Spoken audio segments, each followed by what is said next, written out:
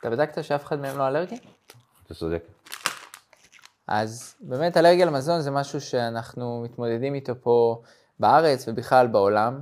השכיחות של זה רק הולכת וגדלה, ואלרגיה למזון יכול להיות מקרה מסכן חיים.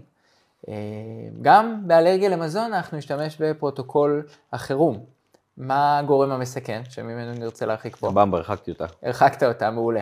אבל צריכים לבדוק גם שאנחנו מנקים את הבגדים של הילד. האמת שאני אספר, יש לי ילד אלרגי לבוטנים, ביצים וסומסום, וכשהוא היה אלרגי לבוטנים, עבר לו אלרגיה לבוטנים, היה לו מסביב לפה, לא ניקיתי לו, הוא נגע עם היד, ואז נגע בעין, וזה היה סיוט. להסתר. אז אתה ממש צודק. ממש. אז אנחנו באמת יכולים להיחשף לאלרגן, לאוכל שאליו אנחנו אלרגיים, לא רק באכילה, אלא גם בלהריח אותו, וגם כשהוא פוגש לנו את האור. אז אנחנו צריכים להרחיק את הבמבה מהתינוק או מהילד, אנחנו צריכים לוודא שאנחנו שוטפים לו את הפה, מחליפים לו בגדים, שאף פירור לא יישאר צמוד אליו. עכשיו, אתה נתקלת במקרה של אלרגיה על מזון, שהיא לא מסכנת חיים, כי היא הייתה יחסית קלה, היה רק גירוי אורי, גרד, דמעות ודברים כאלה.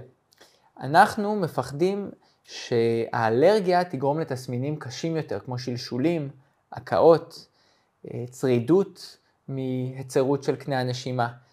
ואני מזכיר שבמקרים של אלרגיה, אנחנו משתמשים גם בפרוטוקול החירום.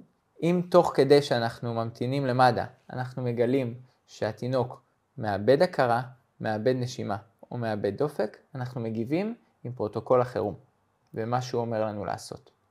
עכשיו יש הרבה הורים שכבר יודעים שהילדים שלהם אלרגיים, כמוך אני מתאר לעצמי, שגם אתם מסתובבים עם אפיפן. אז פה אנחנו נזכיר שכל הורה שיודע שהילד שלו אלרגי, צריך לבקש אפיפן מרופא המשפחה ולעבור הדרכה מסודרת על השימוש באפיפן. יש אירוע שהוא